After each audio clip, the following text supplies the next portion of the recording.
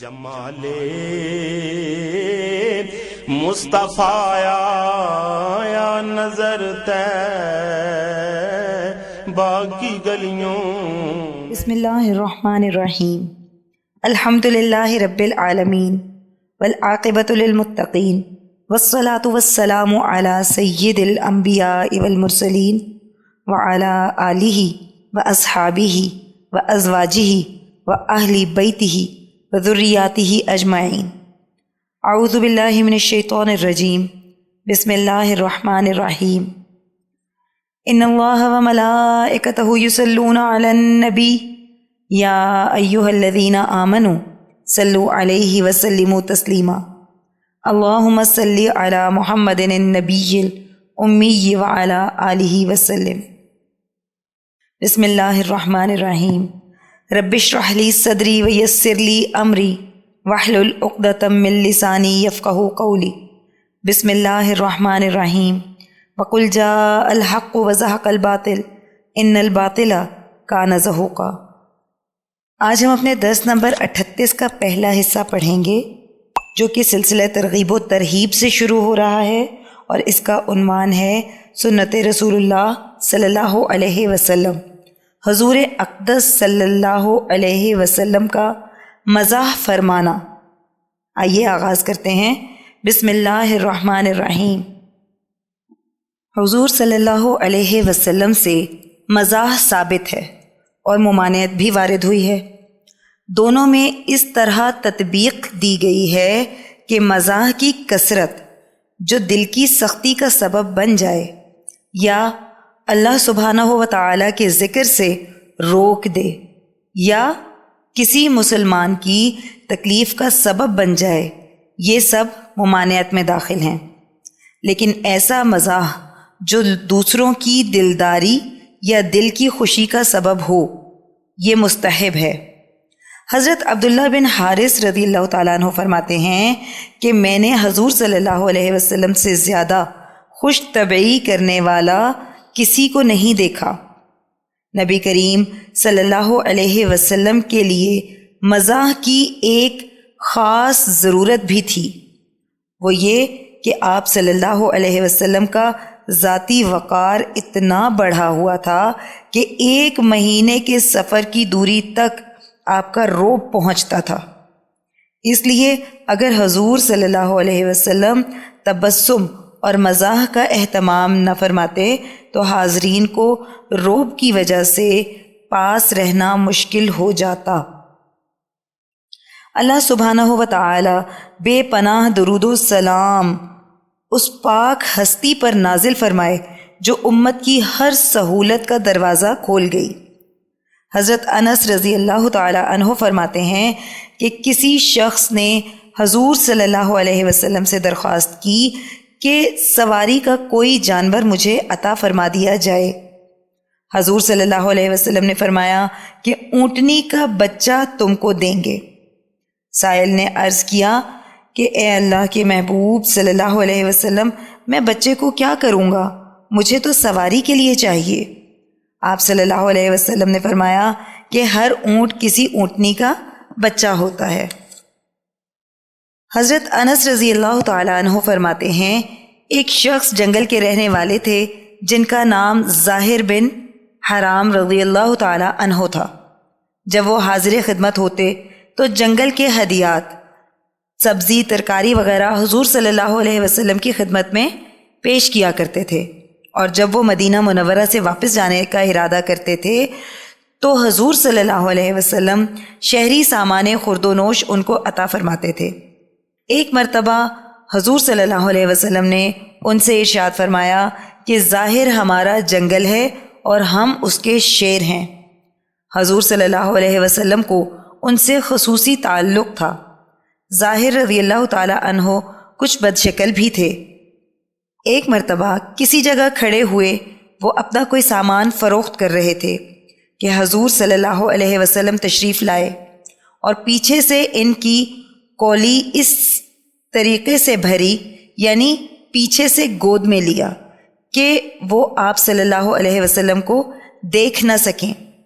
انہوں نے کہا ارے کون ہے، مجھے چھوڑ دے، لیکن جب کن اکھیوں وغیرہ سے دیکھ کر حضور صلی اللہ علیہ وسلم کو پہچان لیا تو اپنی کمر کو بہت اہتمام سے پیچھے کر کے حضور صلی اللہ علیہ وسلم کے سینے مبارک سے ملنے لگے کہ جتنی دیر بھی آپ صلی اللہ علیہ وسلم کے جسم مبارک سے جسم ملتا رہے 1000 نعمتوں اور لذتوں سے بڑھ کر ہے۔ حضور صلی اللہ علیہ وسلم نے فرمایا کہ کون شخص ہے جو اس غلام کو خریدے؟ ظاہر رضی اللہ تعالی عنہ نے عرض کیا کہ حضور صلی اللہ علیہ وسلم آپ مجھے فروخت فرما دیں گے تو کھوٹا اور کم قیمت پائیں گے۔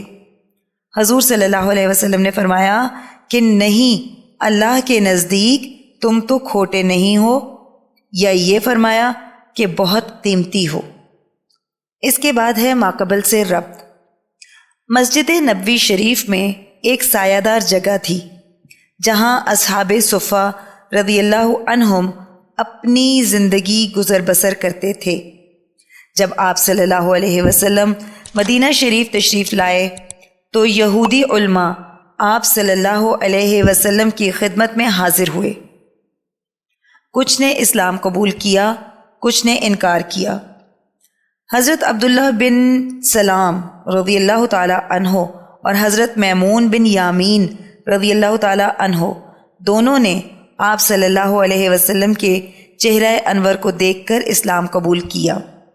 اس کے بعد ہے سن 1 ہجری کا ایک اہم واقعہ، حضرت سلمان فارسی رضی اللہ تعالی عنہ کا اسلام لانا۔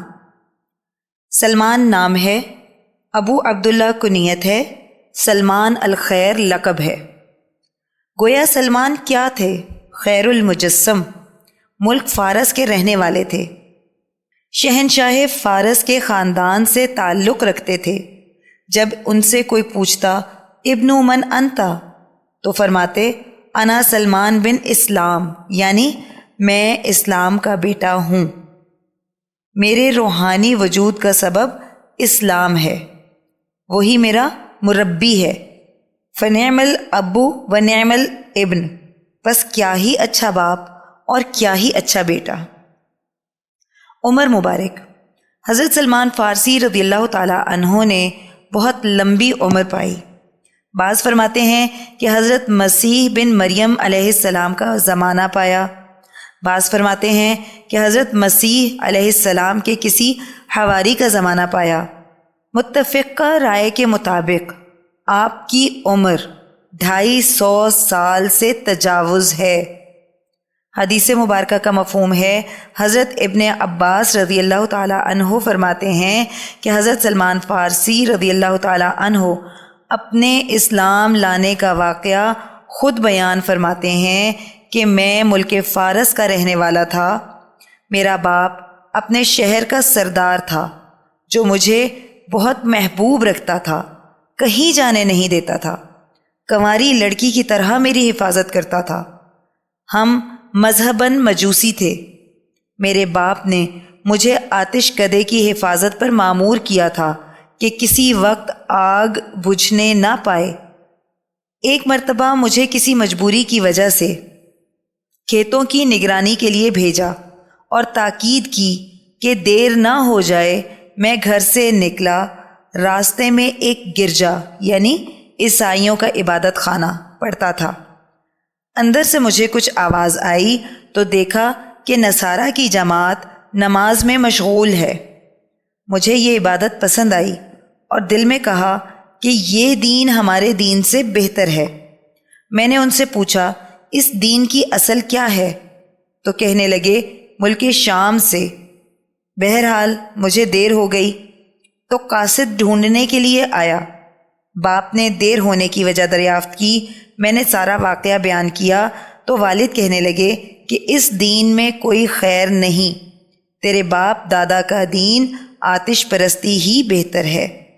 میں نے کہا ہرگز نہیں، نصارہ کا دین بہتر ہے ہمارے دین سے۔ باپ نے میرے پاؤں میں بیڑیاں ڈال دیں اور گھر سے باہر نکلنا بند کر دیا۔ فرماتے ہیں کہ میں نے خفیہ طور پر نصارہ کو کہلوا بھیجا کہ جب کوئی قافلہ شام جائے تو مجھے ضرور اطلاع دی جائے۔ چنانچہ انہوں نے اطلاع دی کہ نصارہ کا ایک قافلہ شام واپس جانے والا ہے۔ میں نے موقع پا کر بیڑیاں نکالیں اور گھر سے نکل کر ان کے ساتھ چلا گیا۔ ملک شام روانگی۔ حضرت سلمان فارسی رضی اللہ تعالی عنہ فرماتے ہیں کہ شام پہنچ کر میں نے عیسائیوں سے دریافت کیا کہ سب سے بڑا عالم کون ہے۔ لوگوں نے ایک پادری کا پتہ بتایا۔ میں نے اس پادری کو سارا واقعہ سنایا اور کہا کہ آپ کے پاس رہ کر سارا دین سیکھنا چاہتا ہوں، مجھے آپ کا دین مرغوب ہے، آپ اجازت دیں کہ آپ کے پاس رہ کر نماز پڑھوں، عبادت کروں۔ اس پادری نے اجازت دے دی۔ کچھ روز گزرنے کے بعد پتہ چلا کہ وہ پادری اچھا آدمی نہیں، بڑا حریص تھا، لوگوں کے صدقات وغیرہ جمع کر کے خود رکھ لیتا تھا۔ اس نے اشرفیوں کے 7 مٹکے جمع کر لیے تھے۔ جب وہ مر گیا تو لوگ حسن عقیدت سے تدفین کے لیے جمع ہوئے تو میں نے لوگوں کو اس کی اصل حقیقت بتائی۔ لوگوں نے کہا کہ ہم ایسے شخص کی تدفین نہیں کریں گے، بلکہ اس کو سولی پر لٹکا کر سنگسار کر دیا اور اس کی جگہ دوسرے عالم کو بٹھایا۔ حضرت سلمان فارسی رضی اللہ تعالیٰ عنہ فرماتے ہیں کہ میں نے اس جیسا عالم نہیں دیکھا، دنیا سے بے تعلق، آخرت کا شائق، عبادت گزار۔ مجھے اس سے اتنی محبت ہو گئی کہ اس سے پہلے کسی عالم سے نہیں ہوئی تھی۔ میں ان کی خدمت میں رہا۔ جب ان کا اخیر وقت آیا تو میں نے ان سے کہا کہ مجھے وصیت کیجئے کہ میں آپ کے بعد کس کی خدمت میں رہوں۔ اس عالم نے فرمایا کہ موصل میں ایک عالم ہے، تم ان کے پاس چلے جانا۔ چنانچہ میں ان کے پاس گیا اور ان کے بعد ان کی وصیت کے مطابق نصیبین میں ایک عالم کے پاس جا کر رہا۔ پھر ان کے کہنے پر ایک اور عالم کی خدمت میں رہا۔ جب ان کی وفات کا وقت آیا تو ان سے پوچھا کہ اب میں کہاں جاؤں؟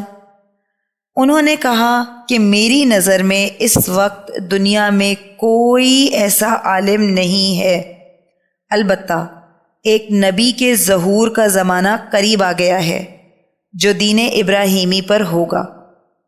عرب کی سرزمین میں اس کا ظہور ہوگا اور ایک نخلستان کی طرف ہجرت کرے گا۔ اگر ممکن ہو تو وہاں ضرور پہنچنا۔ ان کی یہ علامت ہے کہ وہ صدقہ نہ کھائیں گے اور ہدیے کو قبول کریں گے۔ ان کے دونوں شانوں کے درمیان مہر نبوت ہوگی۔ جب تم ان کو دیکھو گے تو پہچان لوگے۔ حضرت سلمان فارسی رضی اللہ تعالیٰ عنہ فرماتے ہیں کہ اسی دوران میرے پاس کچھ گائیں بکریاں جمع ہو گئی تھیں اور اتفاق یہ ہوا کہ عرب کی طرف جانے والا ایک قافلہ مجھ کو مل گیا تھا۔ میں نے ان سے کہا کہ مجھے ساتھ لے چلو، یہ گائے بکریاں سب تم کو دے دوں گا۔ انہوں نے قبول کر لیا اور مجھے ساتھ لے لیا۔ فرماتے ہیں کہ جب وادی قرا میں پہنچے تو قافلے نے میرے ساتھ بدسلوکی کی اور غلام بنا کر ایک یہودی کے ہاتھ فروخت کر دیا۔ جب اس یہودی کے ساتھ آیا تو کھجور کے درخت دیکھ کر خیال ہوا کہ شاید یہی وہ سرزمین ہو، لیکن ابھی بھی پوری طرح اطمینان نہیں ہوا تھا کہ بنو قریظہ میں سے ایک یہودی آیا اور مجھے خرید کر مدینہ منورہ لے آیا۔ حتی قدمت المدینہ فواللہ ما هو الا ان رأیتها فعرفتها بصفتی صاحبی وایقنت انها هی البلدۃ التي وصفت لی۔ جب میں مدینہ شہر پہنچا تو خدا کی قسم مدینہ کو دیکھتے ہی پہچان لیا اور یقین کر لیا کہ یہ وہی شہر ہے جو میرے ساتھی نے مجھے بتلایا تھا۔ صحیح بخاری میں حضرت سلمان رضی اللہ تعالیٰ عنہ سے مروی ہے کہ اس طرح میں 10 مرتبہ سے زیادہ فروخت ہوا ہوں۔ لوگوں نے بار بار مجھے کم قیمت میں خریدا اور بیچا، لیکن میری اصل قیمت کو کسی نے نہ جانا۔ میں مدینہ منورہ میں ہی رہا، یعنی بنو قریظہ میں، مگر غلامی کی وجہ سے مجھے مطلق علم نہ ہوا کہ حضور صلی اللہ علیہ وسلم مبعوث ہو چکے ہیں۔ آپ صلی اللہ علیہ وسلم ہجرت فرما کر مدینہ شریف تشریف لائے اور قباء میں بنی عمر بن عوف کے ہاں قیام فرمایا۔ میں اس وقت ایک درخت پر چڑھا ہوا تھا اور میرا آقا جس کا میں غلام تھا وہ درخت کے نیچے بیٹھا ہوا تھا۔ اتنے میں ایک یہودی آیا اور کہنے لگا، خدا بنی قیلہ، یہ بنی قیلہ جو ہے یہ ایک قبیلے کا نام ہے، یعنی انصار کو ہلاک کرے کہ قباء میں ایک شخص کے گرد جمع ہیں جو مکہ شریف سے آیا ہے، اور یہ لوگ کہتے ہیں کہ یہ شخص نبی اور پیغمبر ہیں۔ حضرت سلمان فارسی رضی اللہ تعالیٰ عنہ فرماتے ہیں، فواللہ ان ہوا الا اخذتنی ارواء حتی ظننت انی ساسقط علی صاحبی۔ خدا کی قسم یہ سننا تھا کہ مجھ پر لرزہ اور کپ کپی طاری ہو گئی، اور مجھے یہ غالب گمان ہو گیا کہ میں اپنے آقا پر اب گر پڑا۔ سرکار دو جہاں صلی اللہ علیہ وسلم کی آمد کی خبر سن کر حضرت سلمان فارسی رضی اللہ تعالی عنہ ایسے بے خود اور دیوانے ہوئے کہ درخت سے گر ہی پڑے۔ سب ان کی حالت دیکھ کر متعجب تھے، اور زبان حال سے حضرت سلمان رضی اللہ تعالی عنہ یہ شعر پڑھ رہے تھے، خلیلی لا واللہ ما انا منکما، اے میرے دوستو خدا کی قسم میں اب تم سے نہیں رہا، جبکہ مجھ کو دیار لیلا کا پہاڑ نظر آ گیا ہے۔ بہرحال حضرت سلمان فارسی رضی اللہ تعالیٰ عنہ فرماتے ہیں کہ دل تھام کر درخت سے اترا، یہودی سے پوچھا، بتاؤ تو صحیح تم کیا بیان کر رہے تھے؟ میرے آقا کو یہ دیکھ کر غصہ آ گیا اور اس نے مجھے زور سے تماچا مارا اور کہنے لگا کہ تمہیں اس سے کیا مطلب ہے، تم اپنا کام کرو۔ فرماتے ہیں کہ جب شام ہوئی میں کام سے فارغ ہوا تو جو کچھ میرے پاس تھا وہ ساتھ میں لے لیا اور آپ صلی اللہ علیہ وسلم کی خدمت میں حاضر ہوا۔ آپ صلی اللہ علیہ وسلم اس وقت قباء میں تشریف فرما تھے۔ میں نے عرض کیا کہ مجھے معلوم ہوا ہے کہ آپ کے رفقا یعنی ساتھیوں کے پاس کچھ نہیں، اور آپ سب حضرات صاحب حاجت ہیں، اس لیے صدقہ پیش کرنا چاہتا ہوں۔ اس وقت آپ صلی اللہ علیہ وسلم نے خود ذات مبارکہ کے لیے صدقہ قبول نہ کیا، اور فقراء صحابہ کرام رضوان اللہ علیہم اجمعین سے فرمایا کہ یہ تم سب کھا لو۔ حضرت سلمان فارسی رضی اللہ تعالیٰ عنہ فرماتے ہیں کہ میں نے اپنے دل میں کہا کہ پہلی نشانی تو پوری ہو گئی کہ نبی صدقہ قبول نہیں کرتے۔ میں واپس آ گیا اور پھر کچھ جمع کرنا شروع کیا، اور آپ صلی اللہ علیہ وسلم کی خدمت میں ہدیہ لے کر حاضر ہوا۔ آپ صلی اللہ علیہ وسلم نے ہدیہ قبول فرما لیا، خود بھی کھایا اور صحابہ رضی اللہ عنہم کو بھی کھلایا۔ میں نے اپنے دل میں کہا کہ دوسری نشانی بھی پوری ہو گئی، نبی نے ہدیہ قبول کر لیا۔ میں واپس گیا اور 4 دن بعد پھر آپ صلی اللہ علیہ وسلم کی خدمت میں حاضر ہوا۔ اس وقت آپ صلی اللہ علیہ وسلم ایک جنازے کے ساتھ بقیع میں تشریف لائے تھے، اور صحابہ رضی اللہ عنہم کی ایک جماعت آپ صلی اللہ علیہ وسلم کے ساتھ تھی۔ میں نے سلام عرض کیا اور پشت مبارک کی طرف گھومنے لگا۔ آپ صلی اللہ علیہ وسلم سمجھ گئے اور چادر مبارک کمر مبارک سے ہٹا دی۔ میں نے مہر نبوت کو دیکھا اور جوش میں آ کر اس پر جھک گیا، اس کو چوم رہا تھا اور رو رہا تھا۔ حضور صلی اللہ علیہ وسلم نے فرمایا، سامنے آؤ۔ میں سامنے حاضر ہوا اور سارا قصہ اسی طرح آپ صلی اللہ علیہ وسلم کو سنایا۔ اسی وقت مجلس میں اسلام قبول کیا۔ آپ صلی اللہ علیہ وسلم بہت مسرور ہوئے۔ اس کے بعد میں اپنے آقا کی خدمت میں مشغول ہو گیا۔ اسی وجہ سے جنگ بدر اور جنگ احد میں شریک نہ ہو سکا۔ کچھ عرصے کے بعد حضور صلی اللہ علیہ وسلم نے مجھ سے فرمایا کہ اپنے آقا سے کتابت کر لو، یعنی مال دے کر آزاد ہو جاؤ۔ میں نے اپنے آقا سے کہا کہ بدلے کتابت طے کر لو۔ اس نے 2 چیزیں بدلے کتابت میں مقرر کیں۔ نمبر 1، 40 اوقیہ نقد سونا، 1 اوقیہ 40 درہم کا ہوتا ہے۔ اور نمبر 2، 300 درخت کھجور کے لگاؤ، ان کی پرورش کرو یہاں تک کہ وہ کھانے کے قابل ہو جائیں۔ حضرت سلمان رضی اللہ تعالی عنہ نے اس بدلے کتابت کو قبول فرما لی۔ پھر آپ صلی اللہ علیہ وسلم نے لوگوں کو ترغیب دی کہ سلمان رضی اللہ تعالی عنہ کی کھجور کے پودوں سے امداد کریں۔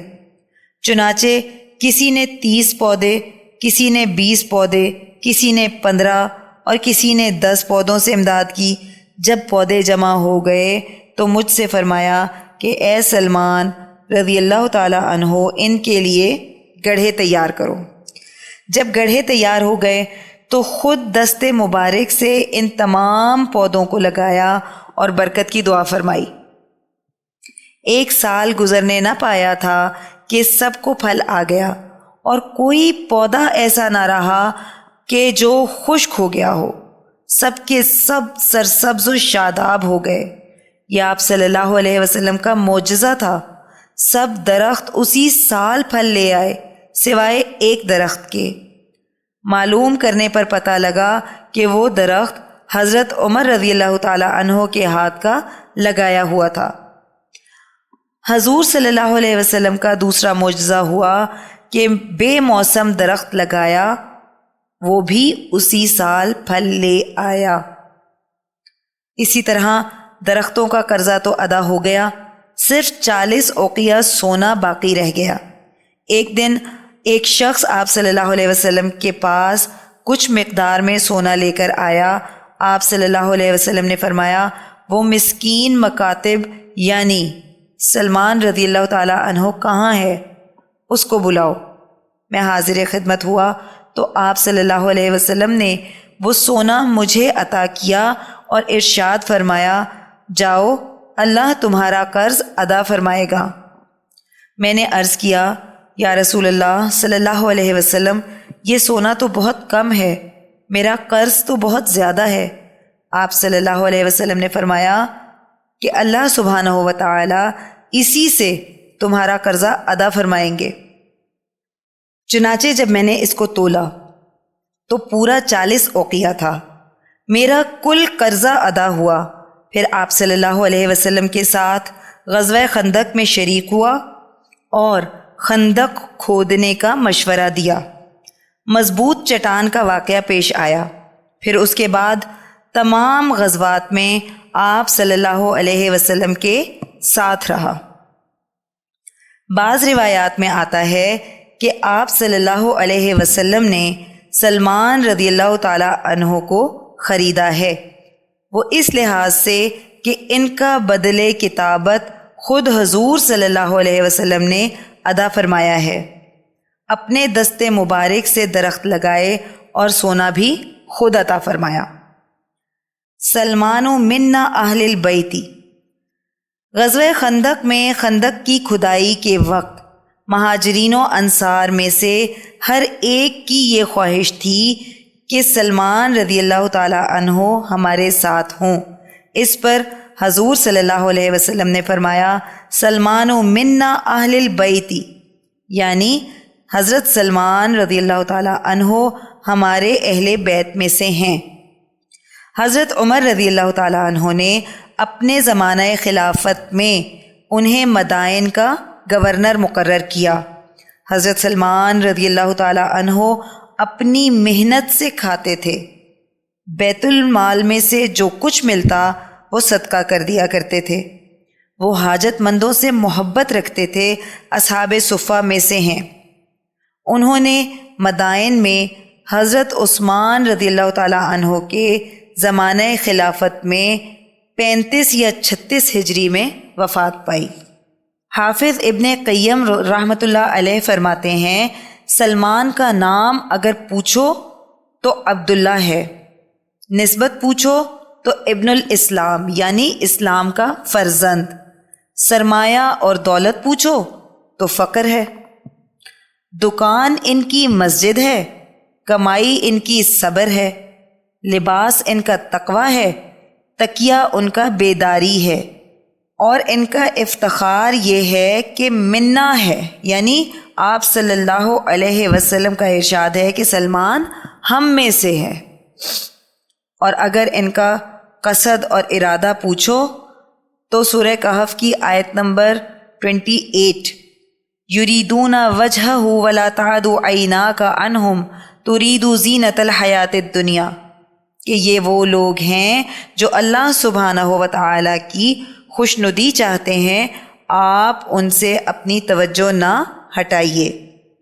اگر یہ پوچھو کہ کہاں جا رہے ہو تو سمجھ لو جنت کی طرف جا رہے ہیں، اور اگر یہ پوچھتے ہیں کہ اس سفر میں ان کا ہادی اور رہنما کون ہے تو خوب جان لو کہ وہ امام المتقین، ہادی الخلائق الی رب العالمین، سید الاولین والآخرین، خاتم الانبیاء والمرسلین صلی اللہ علیہ وسلم وعلی آلہ واصحابہ وذریاتہ اجمعین ہیں۔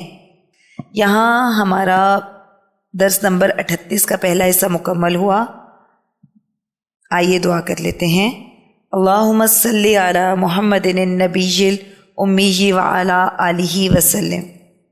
اے اللہ، ہماری اس کاوش کو قبول فرمائیں اور اس کو ہماری بخشش کا ذریعہ بنا دیں، اس کو قیامت تک امت کے لیے ہدایت اور عشق نبی صلی اللہ علیہ وسلم کا ذریعہ بنا دیں۔ اے اللہ، جو کچھ پڑھا سنا اس کا ثواب نبی کریم صلی اللہ علیہ وسلم کو تحفتاً، ہدیتاً، نذرانتاً، محبتاً، عقیدتاً پیش کرتے ہیں، قبول و منظور فرما لیجئے۔ اے اللہ، نبی کریم صلی اللہ علیہ وسلم کی برکت سے اس کا ثواب تمام انبیاء کرام، خلفائے راشدین، امہات المؤمنین، اہل بیت اطہار، صحابہ کرام، صحابیات، بزرگان دین، اولیاء اللہ، شہداء، صدیقین، صالحین، مؤمنین، مؤمنات، مسلمین، مسلمات تمام کو پیش کرتے ہیں، قبول و منظور فرما لیں۔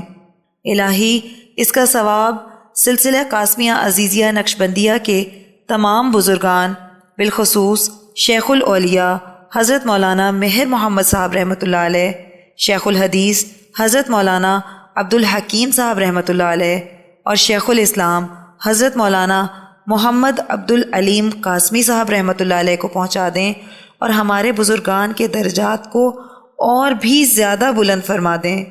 یا اللہ، ہمارے مرشد گرامی حضرت شیخ عزیز القاسمی حکیمی مہروی نقشبندی مجددی دامت برکاتہم العالیہ پر اپنا خاص فضل اور خانقاہ اور مدرسے پر اپنا خصوصی کرم فرما دیں، اور انہیں امت کے لیے ہدایت و شفا کا ذریعہ بنا دیں۔ آمین بحرمت سید المرسلین صلی اللہ علیہ وسلم۔ سبحان ربک رب العزت عما یصفون وسلام علی المرسلین والحمد للہ رب العالمین۔ جدھر دیکھی اسی ماہ مبیں کی چاندنی دے